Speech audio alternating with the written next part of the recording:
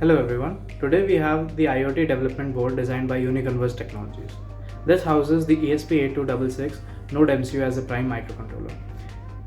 It has other actuators and sensors present on the board which can be used for different IoT applications. The first sensor we have is the Dht11 sensor. This sensor detects the ambient temperature as well as the humidity in the environment. The next we have is the LDR sensor, which is activated when a light intensity is shined on top of that sensor and it conducts electricity. The next we have is MQ135 sensor, which is an air quality sensor which measures the CO, CO2 as well as nitrogen present in the atmosphere depending on how you're calibrating the sensor.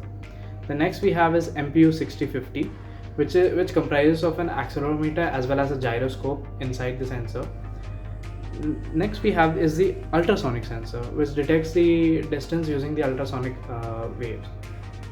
And then we also have an Oled screen, which can be used to display messages, GUI elements, as well as the outputs if you want to represent on the screen. Then we have LEDs and switches to test out certain applications using the Node MCU board.